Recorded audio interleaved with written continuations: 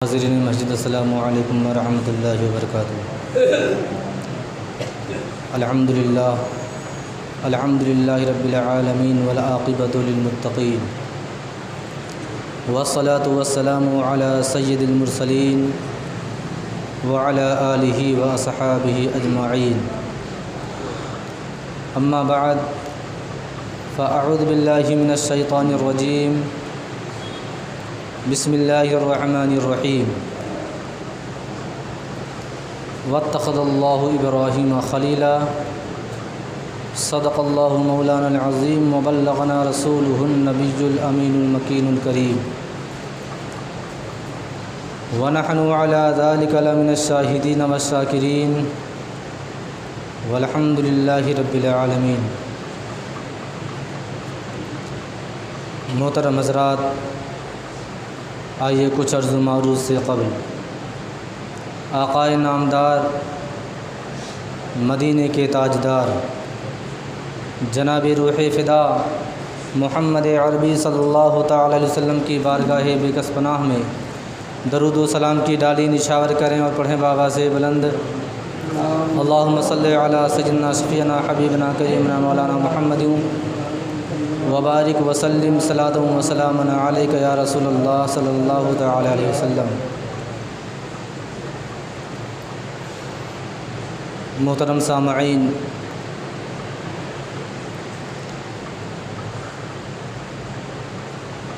عن قریب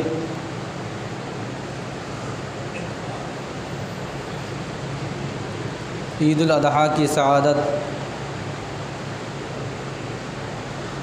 ہم تمامی حضرات سے قریب تر ہوتی جا رہی ہے۔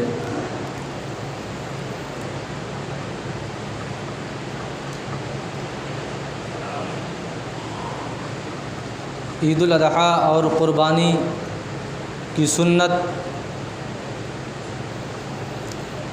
جلیل القدر پیغمبر حضرت ابراہیم علی نبینا علیہ الصلاۃ والتسلیم سے شروع ہوئی۔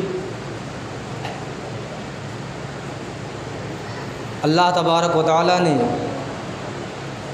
قرآن کے اکثر مقامات پر حضرت ابراہیم علی نبینا علیہ الصلاۃ والتسلیم کے بارے میں تذکرہ فرمایا ہے۔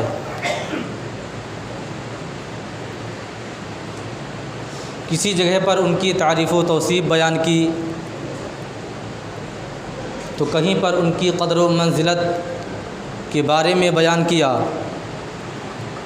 تو کہیں پر ان کے امتحانات کے بارے میں، کسی جگہ پر ان کی مہمان نوازی کے تعلق سے بیان فرمایا۔ غرض ہے کہ حضرت ابراہیم علی نبینا علیہ الصلاۃ والتسلیم یہ ایک ایسے جلیل القدر پیغمبر ہیں جن کے بارے میں رب تبارک و تعالی نے قرآن شریف کے اکثر مقامات پر ان کا ذکر فرمایا۔ اب جاننا ہوگا کہ اللہ تبارک و تعالی نے اس قدر محبت فرمائی کہ قرآن شریف میں یہاں تک فرما دیا واتخذ اللہ ابراہیم خلیلا، یعنی حضرت ابراہیم علی نبینا علیہ الصلاۃ والتسلیم رب تبارک و تعالیٰ کے گہرے دوست ہیں۔ تو اب یہ جان لینا ہمارے لیے ضروری ہے کہ رب تبارک و تعالیٰ کہ ہر پیغمبر، ہر نبی اللہ تبارک و تعالیٰ کے بہت خاص اور ان کے بڑے محبوب ہوتے ہیں، لیکن اللہ تبارک و تعالیٰ نے قرآن شریف میں اتنا زیادہ تذکرہ حضرت ابراہیم علی نبینا علیہ الصلاۃ والتسلیم کا کیوں فرمایا؟ کیونکہ حضرت ابراہیم علی نبینا علیہ الصلاۃ والتسلیم کی وہ ذات بابرکات ہے کہ رب تبارک و تعالیٰ نے کئی جگہوں پر آپ کا امتحان لیا، اور رب تبارک و تعالیٰ نے حضرت ابراہیم کو ان کے امتحان میں کامیاب پایا،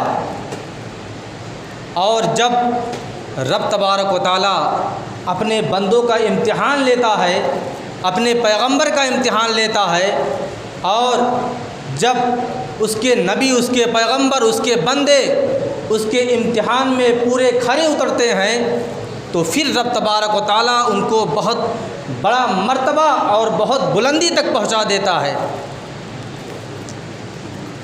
حضرت ابراہیم علیہ نبی علیہ الصلوۃ والتسلیم کے امتحان کے تعلق سے بہت سے امتحانات ہیں۔ رب تبارک و تعالیٰ نے ان کی بڑی بڑی آزمائش کی ہے۔ اگر ایک آزمائش حضرت ابراہیم کی بتائی جائے اور جب دوسری بتائی جاتی ہے تو پتہ چلتا ہے تو پہلے سے بھی زیادہ رکھتا ہے۔ حضرت ابراہیم علیہ نبی علیہ الصلوۃ والتسلیم کی کوئی اولاد نہ تھی۔ رب تبارک و تعالیٰ کی بارگاہ میں دعا کرتے رہے، کوئی اولاد نہیں۔ آخرکار رب تبارک و تعالیٰ نے اس عمر میں حضرت ابراہیم علیہ نبی علیہ الصلوۃ والتسلیم کو اولاد دی جس عمر میں لوگ یہ سوچتے ہیں کہ اب تو اس عورت سے کوئی اولاد ہی نہیں ہو سکتی، اور جب اولاد رب تبارک و تعالیٰ نے آپ کو ایک بچہ دیا بھی تو پھر رب تبارک و تعالیٰ نے اس شیر خوار بچے کے بارے میں فرمایا، اے ابراہیم لے جاؤ ان کو اور سنسان بیابان میں چھوڑ کر کے آؤ۔ کوئی شخص ہوتا تو سوچتا کہ اتنی دعاؤں کے بعد، اتنی منت و سماجت کے بعد ایک اولاد، ایک میرے آنگن میں ایک پھول کھلا ہے اور اس کو میں اپنے سے جدا کر کے ایسے بیابان سنسان میں چھوڑ کر کے آؤں جہاں پانی کا نام و نشان نہیں ہے، اور ایسی جگہ ہے جہاں پر پرندے پر تک نہیں مارتے۔ لیکن قربان جاؤ حضرت ابراہیم علیہ نبی علیہ الصلوۃ والتسلیم کی ذات بابرکات پر کہ جب رب تبارک و تعالیٰ نے فرمایا ابراہیم اپنے اس شیر خوار بچے کو لے جاؤ اور اس سنسان اور بیابان میں چھوڑ کر کے آؤ جہاں پر پانی کا نام و نشان نہیں ہے، جہاں پر پانی نہ ہونے کی وجہ سے پرندے اور چرندے پر نہیں مارتے۔ حضرت ابراہیم علیہ نبی علیہ الصلوۃ والتسلیم نے ایک بار بھی رب سے سوال نہ کیا، اے رب تبارک و تعالیٰ تو نے اتنی دعاؤں کے بعد ایک اولاد دی بھی تو اس سے جدا ہونے کے لیے کہہ رہا ہے، یہ مجھ سے کیسے ہو سکتا ہے؟ حضرت ابراہیم علیہ نبی علیہ الصلوۃ والتسلیم نے ایک بار بھی سوال نہ کیا رب تبارک و تعالیٰ سے، اور اس آزمائش میں بھی، اس امتحان میں بھی حضرت ابراہیم کو اللہ تبارک و تعالیٰ نے کامیاب و کامرانی پایا۔ تب جا کر کے وہ مرتبہ، وہ مقام حضرت ابراہیم کو ملا۔ اگر وہی آپ کی اولاد آج اس سنسان بیابان میں نہ پہنچی ہوتی تو آج آپ کو مکے کی سرزمین پر حاجیوں کا ہجوم نظر نہ آتا۔ یہ تو حضرت ابراہیم علیہ نبی علیہ الصلوۃ والتسلیم کی دین تھی کہ آپ نے اللہ تبارک و تعالیٰ کے حکم کو سر خم کر کے تسلیم کیا، اور پھر جا کر کے آپ کو رب تبارک و تعالیٰ نے وہ مقام، وہ مرتبہ دیا، اور آج ہم مسلمانوں کو رب تبارک و تعالیٰ نے ایسا اعزاز بخشا کہ آج لاکھوں کی تعداد میں لوگ مکے کی سرزمین پر پہنچتے ہیں۔ اور کیوں پہنچتے ہیں؟ اسی حضرت ابراہیم علیہ نبی علیہ الصلوۃ والتسلیم کی اولاد کی سنت کو ادا کرنے کے لیے پہنچتے ہیں۔ رب تبارک و تعالیٰ کو ان کے اولاد کی وہ ادائیں اتنی پسند آئی کہ رب تبارک و تعالیٰ نے قیامت تک کے لیے تمام مسلمانوں پر فرض قرار دے دیا۔ حضرت ابراہیم علیہ نبی علیہ الصلوۃ والتسلیم کا قرآن شریف میں بار بار ذکر آنا ایسے ہی نہیں ہے۔ آپ نے بہت کچھ برداشت کیا ہے، بہت سی آزمائشیں آپ کا گزارا ہوا ہے، آپ نے سینکڑوں امتحان میں کامیابی حاصل کی ہے، تب جا کے رب تبارک و تعالیٰ نے فرمایا ہے واتخذ اللہ ابراہیم خلیلا۔ اور جب اس کا ذکر فرشتوں نے سنا، یہ آیت مقدسہ جب فرشتوں کے کانوں سے ٹکرایا تو فرشتوں نے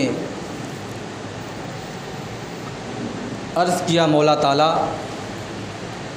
جس ابراہیم کو تو نے اتنا سارا مال دے رکھا ہے تو تیرا دوست نہیں تو اور کیا ہوگا؟ رب تبارک و تعالیٰ نے کہا فرشتوں میرے ابراہیم کا امتحان لینا چاہتے ہو تو جاؤ لے لو اور جاؤ اس کی آزمائش کرو کہ اس کی میرے لیے محبت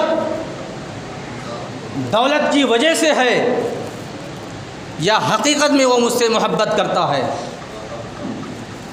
چونکہ اللہ تبارک و تعالیٰ نے حضرت ابراہیم کو بے حساب مال و دولت دے رکھا تھا، بے حساب۔ اگر اللہ تبارک و تعالیٰ نے آپ کی آزمائشیں کی، امتحانات لیے اور اس میں کامیاب پایا تو اللہ تبارک و تعالیٰ نے دوسری جگہ پر حضرت ابراہیم علیہ نبینا علیہ الصلوۃ والتسلیم کو بے حساب مال و دولت دے رکھا تھا۔ آج سے کچھ سال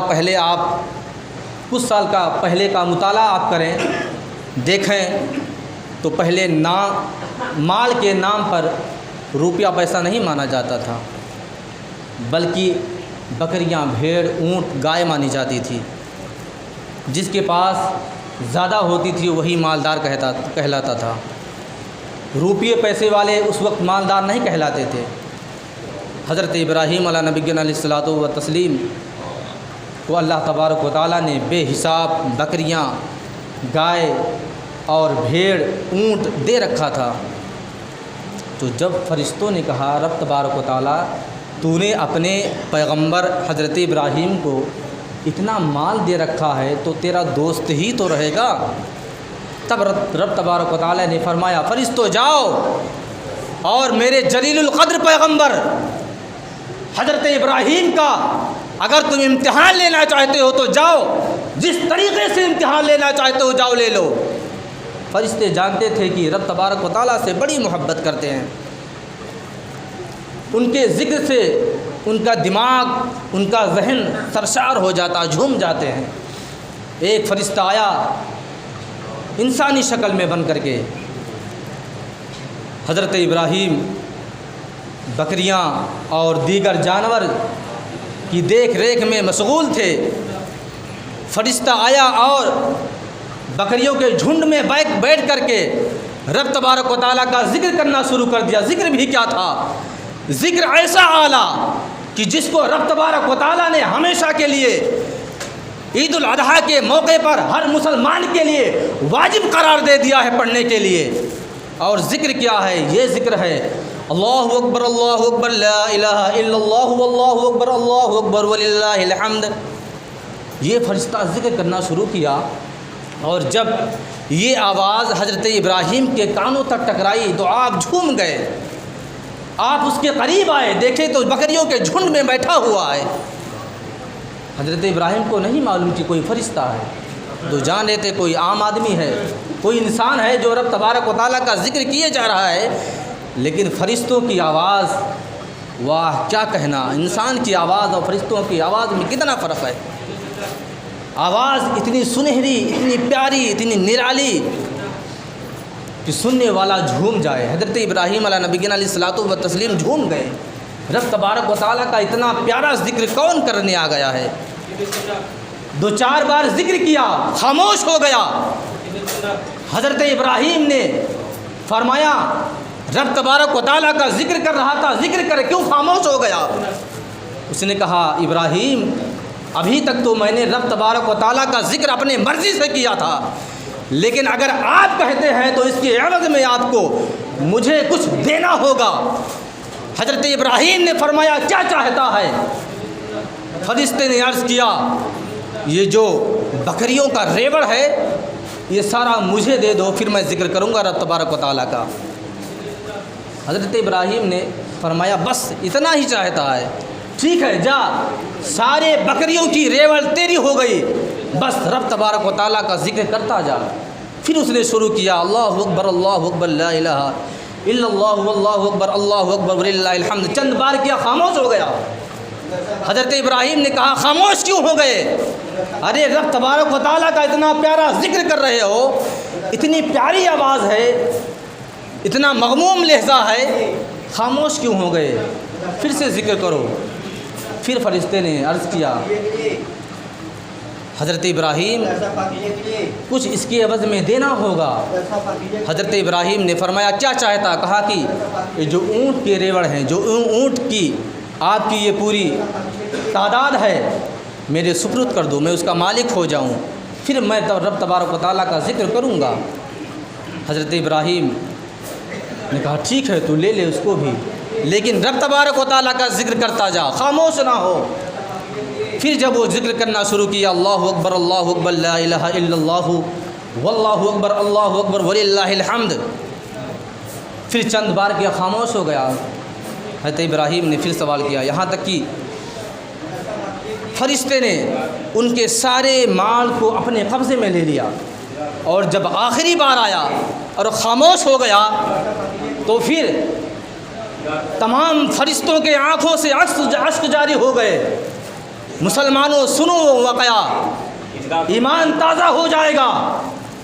حضرت ابراہیم کا وہ بیان، حضرت ابراہیم علیہ نبی علیہ الصلوۃ والتسلیم کہ وہ الفاظ جو آپ نے ادا کیا واقعی میں آب زر سے لکھنے کے قابل ہے۔ جو حضرت ابراہیم علیہ نبی علیہ الصلوۃ والتسلیم نے اپنے سارے مال کو فرشتے کے سپرد کر کے فرمایا تھا۔ فرشتے نے کہا اے ابراہیم آپ کا تو سارا مال ختم ہو چکا ہے، اب میں کس بنا پر رب تبارک و تعالیٰ کا ذکر کروں؟ آپ کے پاس دینے کے لیے تو کچھ رہا نہیں، سارا مال آپ نے دے رکھا ہے۔ حضرت ابراہیم نے جو جواب دیا، آسمان کے فرشتوں کی آنکھوں سے بھی اشک جاری ہو گئے۔ آپ نے فرمایا اے شخص، یہ ساری جائیداد، یہ سارا مال، یہ بکریاں، اونٹ، گائے، بھیڑ جو میں نے تجھے دے رکھا ہے، اس کو چرانے کے لیے ایک چرواہے کی ضرورت پڑے گی۔ تو رب تبارک و تعالیٰ کا ذکر کرتا جا، میں تیرے سارے جانور کی چرواہی کرتا جاؤں گا، بس رب تبارک و تعالیٰ کا تو ذکر کرتا جا۔ تاریخ گواہ ہے کہ صرف اسی فرشتے کی آنکھوں سے اشک جاری نہیں ہوئے، بلکہ آسمان پر وہ فرشتے جو حضرت ابراہیم اور اس فرشتے کی عادات کو دیکھ رہے تھے، ان کے آنکھوں سے اشک جاری ہو گیا۔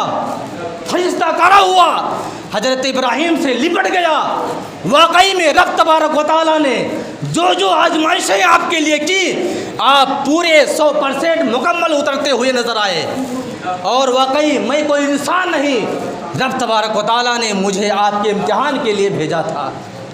سوچئے رب تبارک و تعالیٰ نے قرآن شریف کے اکثر مقامات پر ایسے ہی ذکر نہیں فرمایا ہے، اپنی ساری جائیداد ایک عام آدمی کے سپرد کر دیا تھا۔